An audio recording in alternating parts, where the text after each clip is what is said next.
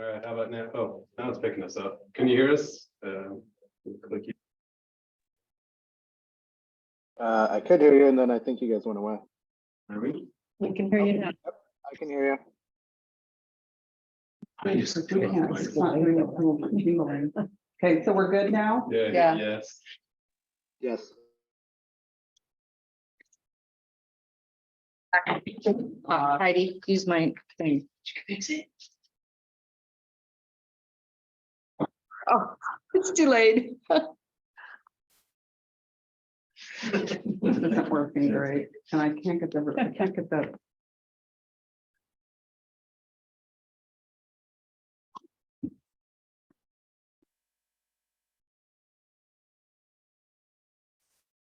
Okay. Are you guys still able to hear us? Yes. All right, perfect. Thank you. Mhm. All right.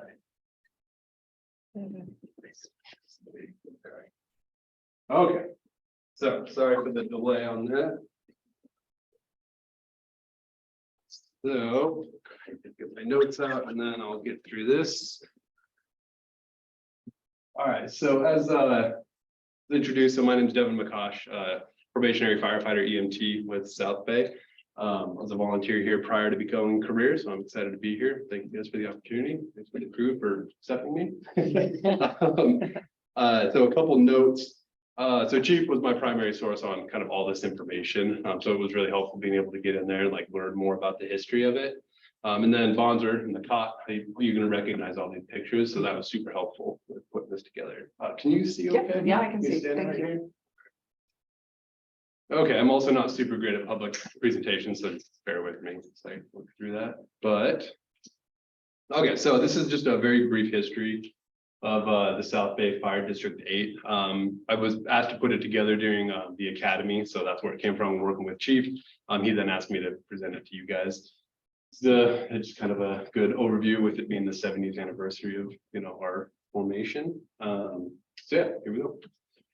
So we're going to be going over kind of an introduction, look at the origins of the department or the district, kind of current status. Pretty good. Yeah, until we, yeah. Yeah, sorry. Then we'll be looking forward, kind of do a summary and then address any questions that you had. So we're officially known as Thurston County Fire District 8. There's a way to. And let's get this guy. There we go. There. So we're officially known as Thurston County Fire District 8. Locally, anecdotally, we're known as South Bay Fire District 8, South Bay Fire Department, with different options. We serve 33 square miles and 13,000 citizens, the northeast portion of Thurston County. Our call volume is roughly 1,300 calls a year, and of those, 84% are EMS calls. We're founded as a volunteer department. We're currently a combination department. We merged with Thurston County Fire Protection District 7, North Olympia, back in 2015. So the origin of South Bay Fire District 8. So we started in 1953. We incorporated as a district at that point. We had it kind of broke it up into the timeline in different decades. So I tried to hit the big information. So our volunteer. So we started out as a volunteer department. Chief Zittles was our Chief Zittles, excuse me, was elected as the first fire chief. And so in 1953, we had a total of 15 calls.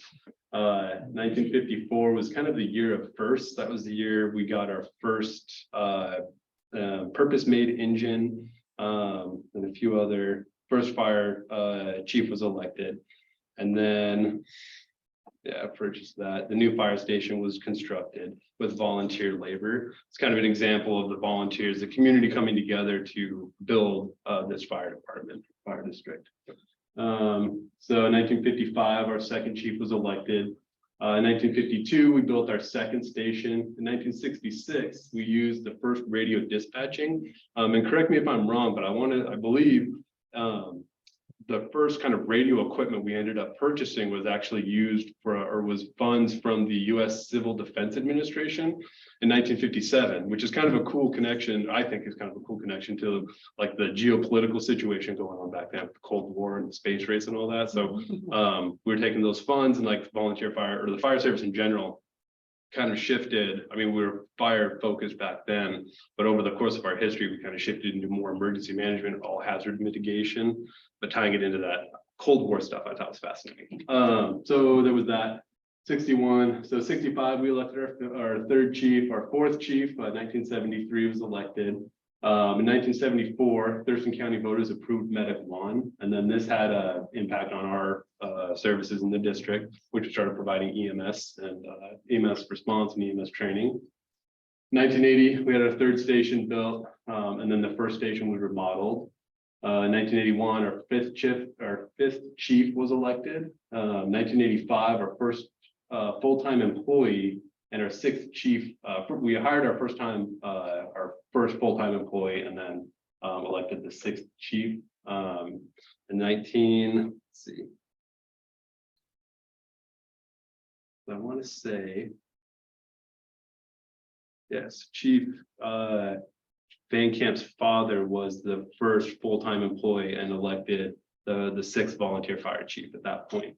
1996, we elected the seventh chief, and then it was the same year. Yeah, so and that's when Chief Van Camp became the first appointed seventh volunteer fire chief. We erected our new, or new at the time, our current HQ on Shanky Road in 1997. Chief became our first full-time career chief in 1999. In the year 2000, we transitioned to the volunteer standby program. That was a shift from response from home to the kind of the shift rotations, when we had volunteers actually coming to the station, staying at the stations, and responding from the station. In 2012, we joined IAFF Local 2903. 2014, the first career full-time firefighter was hired. There was two of them. It was currently Lieutenant Zverzis, and I believe it was former previous Lieutenant Pulowski were our first two career firefighters. And then we merged with District 7 in 2015. So South Bay is not without its tragedies. We lost our first on-duty passing was Assistant Chief Gregory Paul Thompson Jr. passed away after a battle with mental illness. But it's good to remember that even in our small departments, we're still affected by the trauma that we experience as firefighters every day.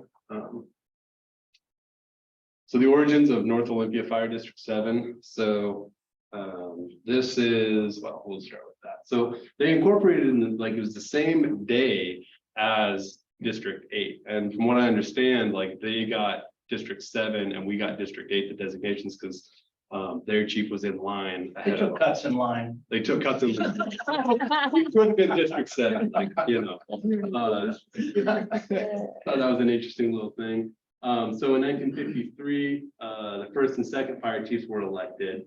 The first engine, they leased their first engine also in that year. 53 or 55 was when they elected the third chief. 1957, they purchased their first radio and SCBA equipment.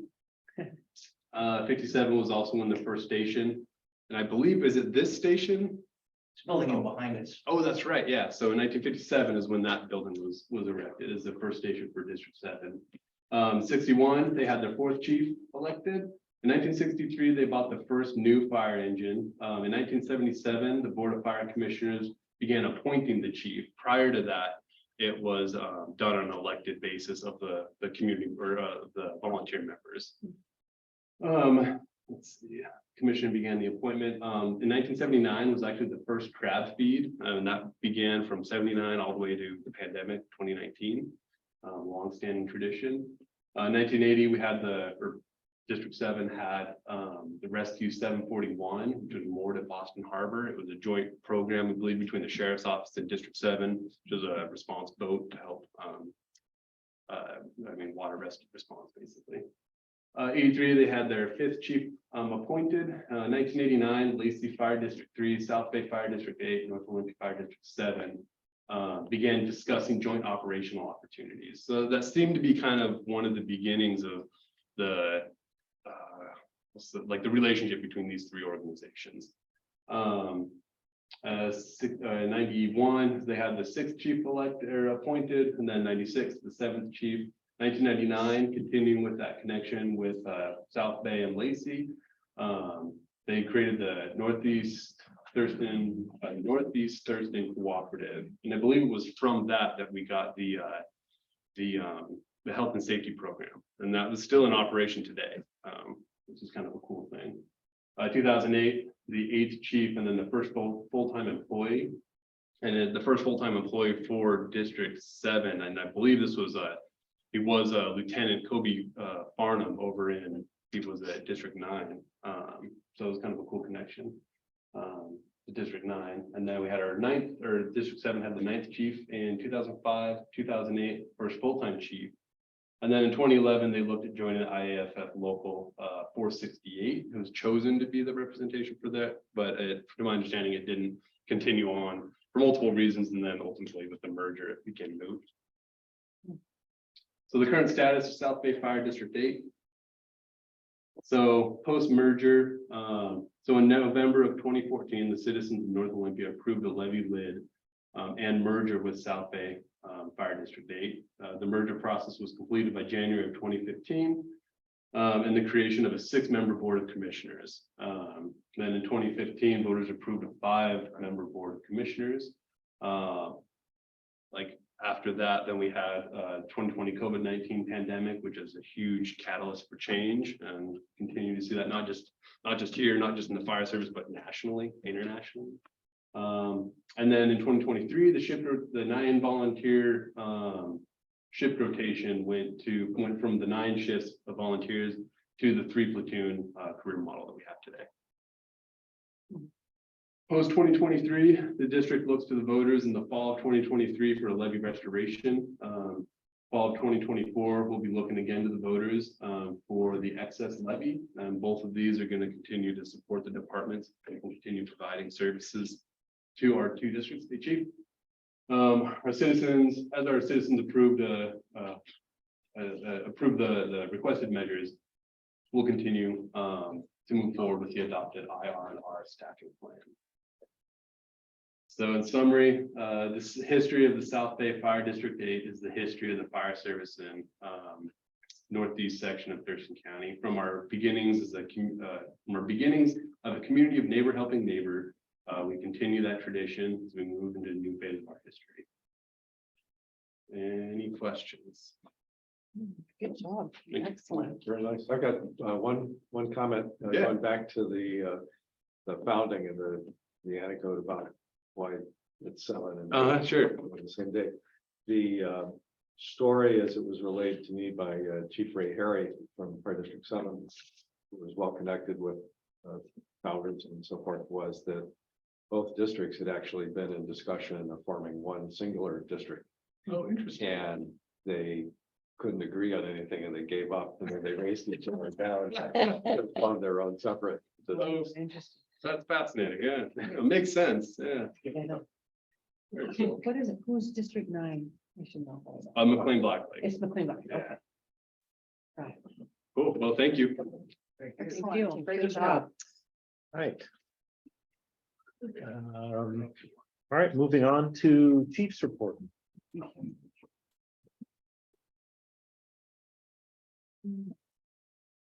Right, I did send out the monthly report and will be happy to answer any questions. I just have a couple. On June 15th, you met with Joey Rodriguez about the service support BLS transport. What was that? They are working, as I mentioned before, there's been a lot of work done on looking at trying to increase the capacity of the private ambulances to provide BLS transport. And both service companies, AMR and Olympic, have gone out. They've done and worked on creating more aid cars by hiring additional people and everything. Mhm. And we've also looked at modifying our procedures when we ask for an ambulance. So we really, if our crews really don't need one, they're not calling for them, so they're drawing an ambulance towards somewhere where it's probably not going to be available for the next call. So there's been some of that work done on that. But what Olympic is doing is setting aside, they've got a number of cars that do both emergency transport as well as interfacility. And frankly, interfacility between hospital and a care center or another hospital or something is a pretty good chunk of their business. Mhm. So generally what's left is available to respond to emergencies. So what they've done is they're setting up a plan to set aside a certain number of crews that will be dedicated to District 3 and District 8, as we are two of the districts that are most dependent upon Olympic Ambulance. So he came to explain that and asked us for input and things like that. So I see it as a real positive sign of them trying to improve their service. That's good. Yeah. That's good. I didn't know if anybody had any other questions for him on that one. No. No, thank you. And then the other one was on the public relations. You and Dan went to attended a emergency management. And so how was that? Did they give us information on what we should do or? This time, a lot of what they went over with, of course, is the impending fire problem. A lot of what they went over with is, of course, the impending fire problems that may be coming up soon. How the county and the state is putting more money to buy a new response to airplanes and to be able to provide for their service for everybody. That's a lot of what they covered in there was. It's a regular opportunity for elected officials and emergency managers to get together, and they have interesting classes and discussions and so forth. So it's something that's sponsored by Thurston County Emergency Management. So this was one of those events. Thank you. Another one we had gone to some come back, we did a tabletop exercise of a disaster. And we all had to get together and not knowing each other, so many of us not knowing each other, had to get together and find out each other's strengths and put some sort of a rescue program together to, to react to the disaster. They're good. Cool. That sounds like it was interesting. Yeah. Okay, that's all I had. All right, any other questions? About the June report? Okay. Good.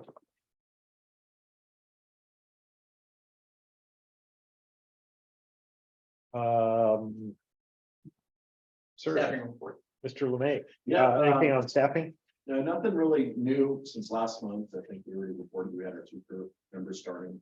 The only thing different from last month is we've lost 2 more volunteers. So we'll put that down turn before we get another group, another cycle. So we're at the low point. Did they quit or did they get hired out? Hired and then quit volunteering because they got hired. Yeah. Okay.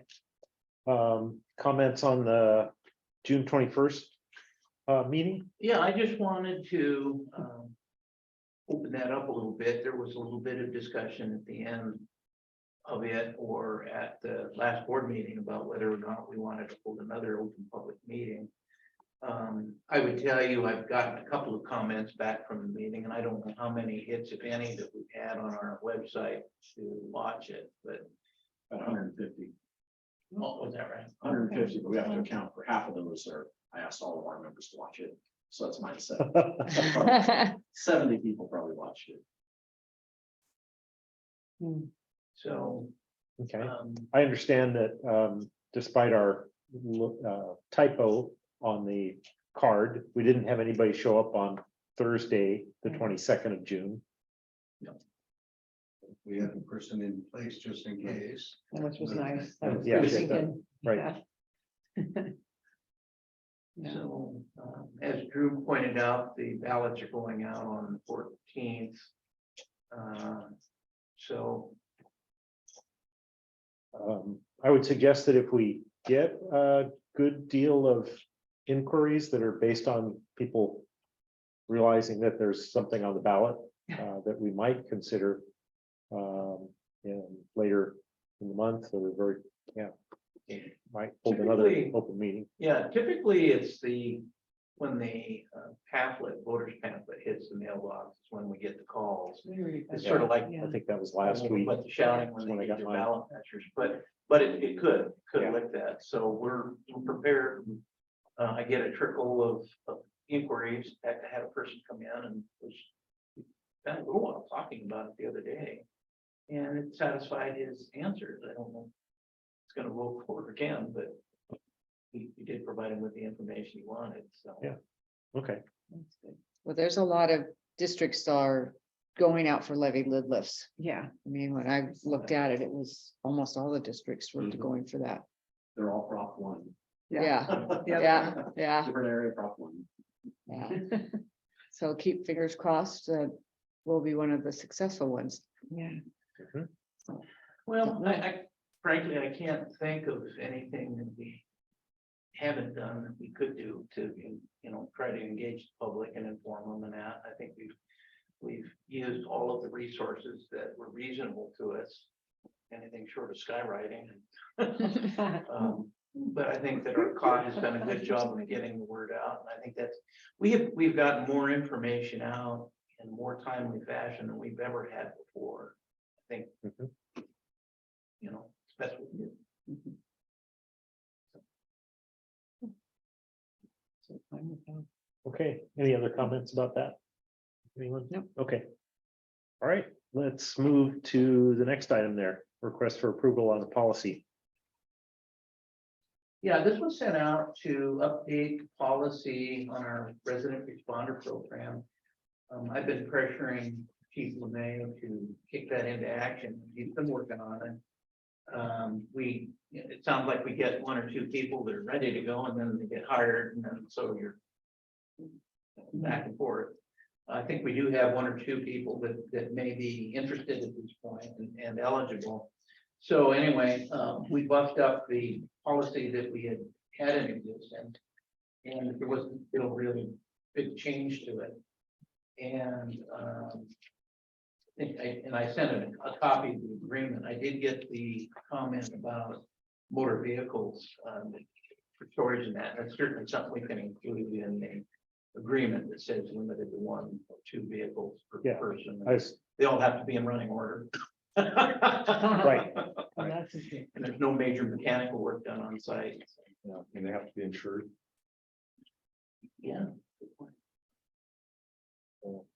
Yeah, I just thought being clear about those expectations would be a good idea. That makes sense. Yeah. So, interesting enough, basically that same agreement was used when we had a trailer behind the old station 83 on Puget Road. So, and we had a few challenges, so it's been tested a little bit. So Yeah. I'll just say that. Right. Anyway, I would appreciate board approval of the update on the policy. Okay, looking for a motion. I can make a motion that we approve the policy 3-50. It says R1, that's not right, is it? Revision 1. Division 1. I second it. Okay, it's been moved and seconded. Are there any comments or discussion? Seeing none, all in favor, say aye. Aye. Aye. Thank you very much. All right, thank you. All right, capital repairs and replacement. Brent, you want to take this one? Pending our, He's got to unmute himself. Is he there? if you highlight him or if you can get the cursor to move. Did he unmute himself? No. You can do He's probably watching the kid. fast unmute. Yeah.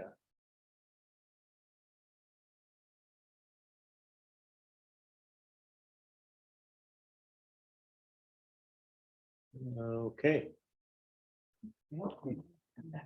yeah, we can either come back to that or Well, He had asked. pretty Chief much to- as I outlined, as you know, we have our adopted PNR plan, schedule and budget.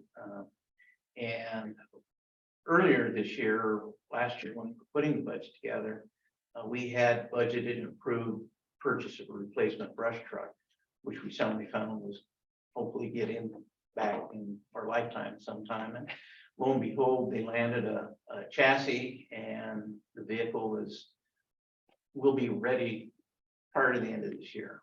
So it was good news, bad news, as Brent mentioned. So what we're asking to do is to push the slot back for that purchase into this year's budget, and then take the budget for the Station 83 fire protection, put it into 2024, so it's doing it. Just crisscross. flip flop them, Pardon? just flip flop them. Swap them, Yeah. basically. And that's the essential thing. I think we were asking to do a replacement. While we have an overall item, not an itemized capital replacement for Station 81 for it, the water treatment system that we have at Station 81's gone south. And we really need to replace it. So I'm asking, because of the value, asking for board approval to move ahead on that project as well. So that's two asks for CNRNR, Okay, And how much is that one? the 17 grand. Okay. So when you say it failed, is it the well system that's failed or what? If you got an hour? Well, to me, it would be a simple question. Is it Yeah. the well that's It- failed and we need a new Yeah, all well? of the above. Yeah, it's, Okay. no, the well has never been, the water's never been great. The well's fine. It's just that the water's terrible. Needs a lot of treatment. So you can draw our water with magnet, it's just full Okay. iron and calcium. So you got a lot And of. you look at our vehicles, when they wash, they leave residue and everything. So Toilets and things. So is it a Okay. whole Yeah. water softener? Yeah. that goes We through? have- That We goes had to vendor? salt, but it's a big deal. all the above. It's not helping. I'm sorry? It just It's depends on been a problem Johnson getting Point a where you're consistent at. vendor to Yeah. maintain They're it. on that and the this product side of wasn't Johnson originally, Point. It's on the Installed outside. correctly or Or designed just right. correctly, and they've had to Yeah. make changes, so this would hopefully bring it up to 2023 standards of water treatment. So is there one vendor who'd be doing the work for this, or would we be putting out the bid? How's that work? We've secured a vendor, we got competitive bids, but the vendor that we're currently working with, new vendor, was a little bit, so we'd be. Who is it? And yes, Yeah. I don't think it's Culligan, it's a local outfit. Yeah, if it's the low bid, I doubt it's called. So, and they've been doing a good job for us the last couple of years. We were thinking we were gonna have to replace the system here. And they came in and made some changes and we don't have to, at least for the next 2 or 3 years. So, Oh, that's good. yeah. So I support, I mean, you gotta have good water, and so I definitely support doing that project, and the swap to me makes lots of sense. I am concerned about the budget implications, because this is an add-on to the budget. There's Well, it's no- an add-on, but a decrease. We're essentially swapping things. So, Well, you're swapping the brush rig and the 83 project, but the 17,000 is really. well, we've got more than 7. I don't remember. It is an increase because for the Station 81 budget. We have about, do fast math, probably about $45,000 set aside in the current CNRNR plan for any CNRNR replacements. And we have not spent anything out of the Station 81 portion of that budget yet. So there's adequate cash in the budget. So there should be, there should be no budget implication then from this. Correct. Okay, as long as that's the case. Yes, that's for 2023. And actually it lowers a little bit because the cost for this project was. So what I'll propose is a motion that we approve the amendments to the TRNR plan to move the brush truck in the 23, move the 83 project for 24 and approve the 17,000 project with the intent that it not increase the budget. I second that. All right, moved and seconded. Thank you for a very thorough Yeah. discussion or description of your Yeah. motion. Yeah. Is there any discussion on in addition? And seeing none, all in favor, say aye. Aye. Aye. Okay, Thank you. Well, we should have a shiny new truck here by the end of hopefully November. yeah, okay, right, and hopefully it doesn't show up after we need it. It will. Okay. Well, just one thing that I've made Brent promise is that it's not just a brush truck, it's a BLS response vehicle when the weather's nasty. And it should do a very good job of that, so. When you say a BLS, is it mean you could put a patient inside the truck to take them in? But it can deliver all the equipment necessary to provide BLS service. Okay. We used to have small, like 3/4 ton trucks with looked like a little telephone truck, which we called rescues and we never had an ambulance. Took all the equipment out there and small vehicle. We had the pumpkin. Huh? The pumpkin. That orange rig. Oh, yeah, we Yeah, had that. that was a dandy. Okay, let's move on to the secretary's report. Yeah, I sent out the minutes for June 13th and the public meeting, and I don't think I got any feedback from anyone on either of those. Yeah. You made a change for me on the minutes from the last meeting. Did I? Okay, what was it? I don't remember. It had to do with the change that was being made to the ride-along program. And it was originally going to be just a procedure and. Okay, And. Yeah, as I we did make that adopted it, change. There needs to be some board policy that says we're going to manage this well. correct. Yes, I did make that change. I make a motion that we approve the minutes for June 13th and June 21st, 2023 as written. I can second that. All right, moved and seconded. All in favor? Aye. And are there any questions on the warrants? I have a question. I just out of curiosity, mostly number 638. It's an invoice date December 7th, 2018. How did we get an invoice that's that old? From Yeah, Was that's a night good fire. question. I don't know. I think that we've been getting some weird invoices that have shown up and they say, oh, you didn't pay this. Yeah. And Janet and I spend a great deal of time trying to track that down. Okay. Go back to the invoices and verify that we didn't pay it and that they changed the number, that kind of thing. And then once we've confirmed that we haven't paid it, then we go to whomever is in charge of facilities or dealing with that particular and question them.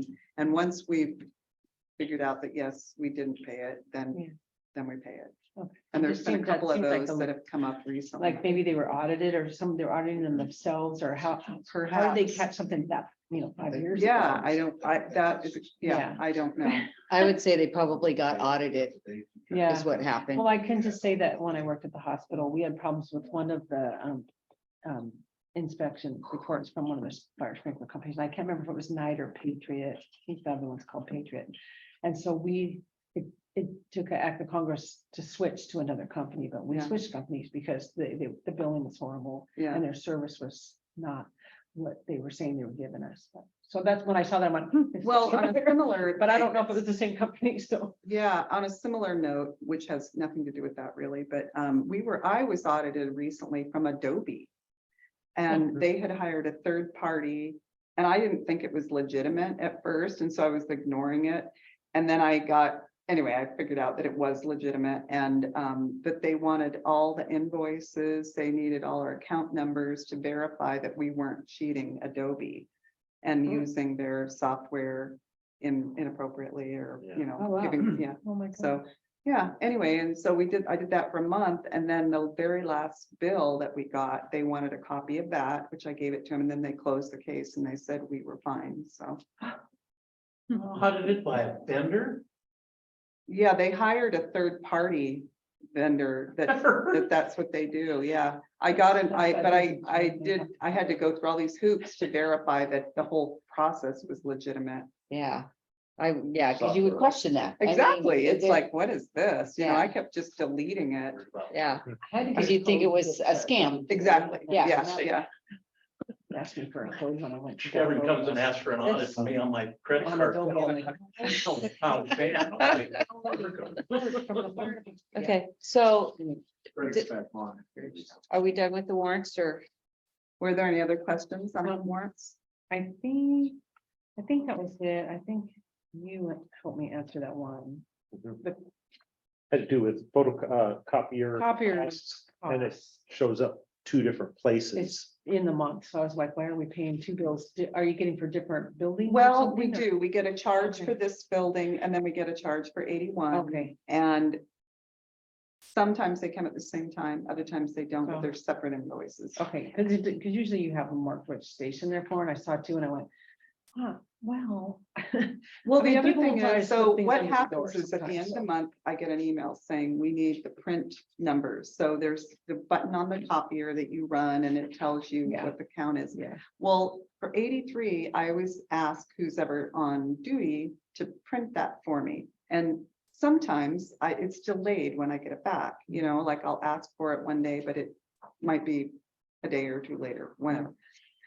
When I finally submit it to them, they may have already billed us. Oh. And so sometimes, because I've Gotcha. asked about that, where we'll get another bill for this little amount. I'm like, what is this? Because they just guessed on our usage and it was actually a real number that they had to adjust. So wow, occasionally we'll get an extra little bill like that. It's not very much usually, but because we're paying for per copy. oh, Are the copy machines leased? yes. Yeah, Is it cheaper to do that than just buy the copy machines? yes. it Yes. is a Yes. lot cheaper. Okay. Yeah. And then they pay for the repairs. Right. And that gets expensive sometimes. Okay. Yeah, I Um, think that was. okay, that so we're was looking my for one. a motion regarding warrants. I would move to approve the warrants. Okay, Thank you. I second it. moved and seconded. All in favor? Aye. Um, Okay, I did, I haven't noticed though that there was no landscaping bill for the month of June. Well, always and look at here's that, 'cause I another, think it's here's crazy. another thing that you're gonna find. You're gonna ask me this next month. Kyle has been on vacation and all of the facility bills are in a folder and he has to approve them. So the way that we do it, I've got all these folders in my office with each leader or a head of whatever department. They have to come in and sign their bills. He's been on vacation, so his Oh, file is this thick. yeah, And Janet, it's a fine line between paying them, so we don't want to be late, we don't want to get charged a Yeah, late fee. yeah. But she wants to hold them accountable that they do need to code them. So occasionally a bill will be paid a little late because it hasn't been approved. Yeah. So, Interesting. There was another issue with that one as well. We found out that Janet wasn't getting the bills all the time through her email, even though they CC her and I when they send the bills. And we found out yesterday that she wasn't getting, she didn't get May or June. Interesting. So it sounds like they fixed whatever the glitch was because she got the email today when they resent it. So. all right, thanks for that input. I think we're down to announcements. I don't really have any announcements other than my Adobe thing. But I want to formally apologize for the typo on the card that went out. That was my fault. Well, I'm going to take responsibility for it. Yeah, so. It was a joint typo effort. Well, I mean, I sent it to a lot of people to prove, but nobody, you don't look at that, you know, it's one of those things you don't look at, and I don't even know how it happened in the first place. I think in my mind, I thought it was Thursday, I guess, I don't know. Right. But Well, we know that it made no difference. It did, but it was also a lesson for me because you know what? I'm never gonna do that again. It'll be another error, but Yeah, But not that one. not that one. okay, any commissioner comments? Just that, Makash did a good job on the presentation of the 70th. Is that gonna go on the, Facebook or website, or are you gonna do that? Yeah, I'm gonna ask that Heidi have them put it on our website and be part of the COT. Yeah, So I was gonna, I wanted him to share this, but I didn't want to put him on the spot. But before the meeting, he made a suggestion to me. He said, well, wouldn't it be great if we interviewed all of the employees or volunteers or whomever from the past that are still alive Mhm. and try to get a living document of the history, you know, so at least we could capture that. And it was partly because I brought up the fact that the tragedy of losing the photographs that happened years ago. And, Yeah.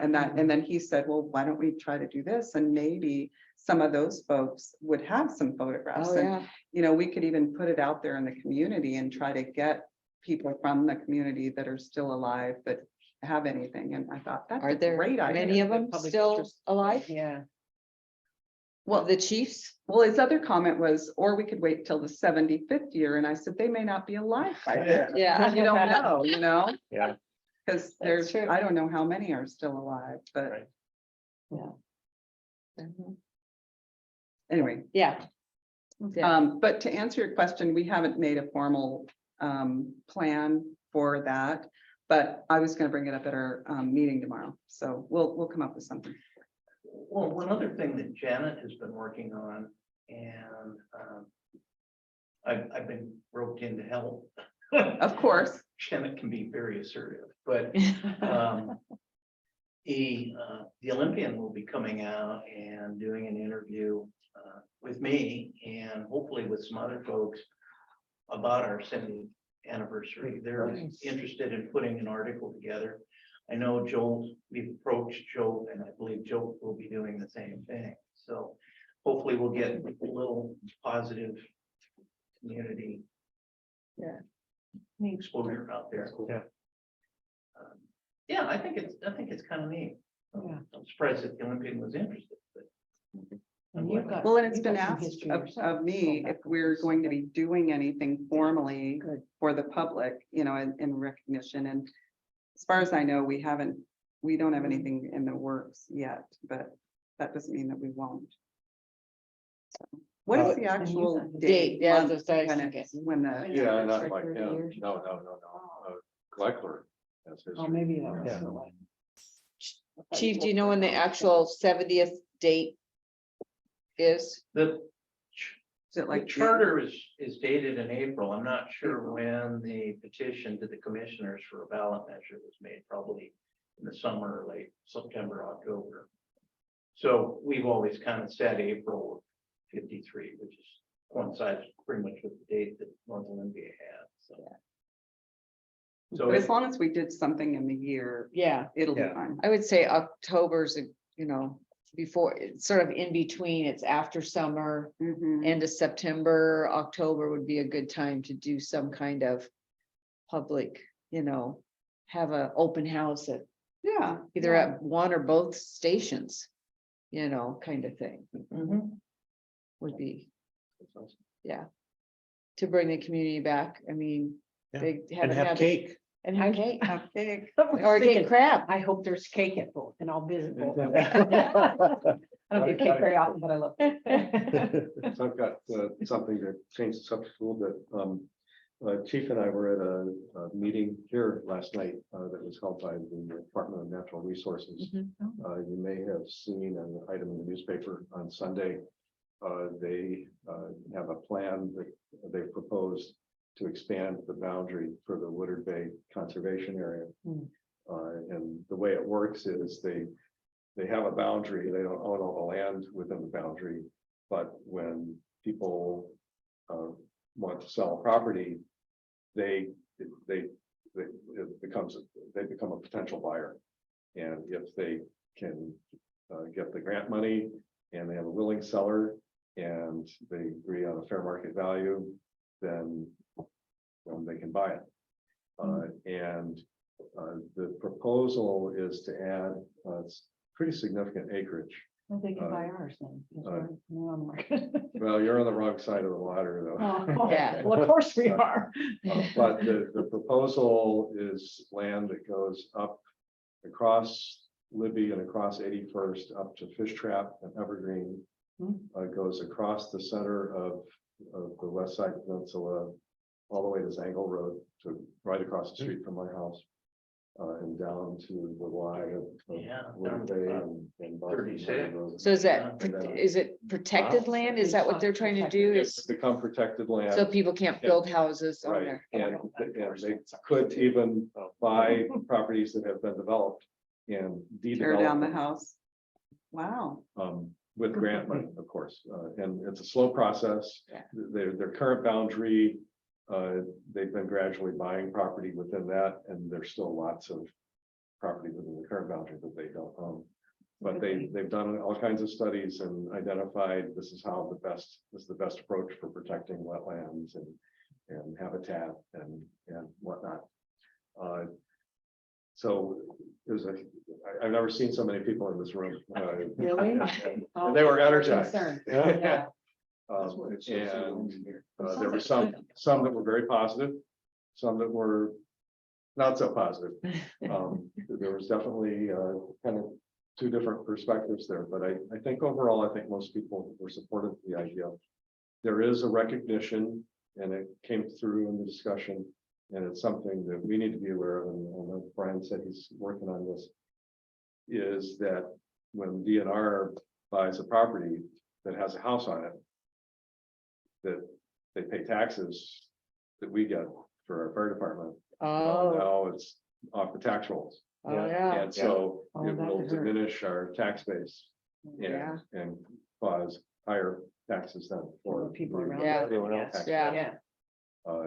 Yeah. And Well, shouldn't it's hard- DNR hard be to- paying hard to us judge. taxes then for that property? Yeah.